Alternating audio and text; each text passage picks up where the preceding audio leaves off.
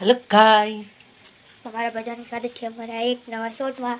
તો આજે પૂરવરાજ તૈયાર થઈ ગયો છે.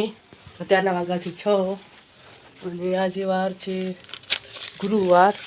અને પૂરવ અત્યારમાં આજે વહેલો જ તૈયાર થઈ ગયો કેમ કે હવે એનો સ્કૂલનો ટાઈમ વહેલો થઈ ગયો છે.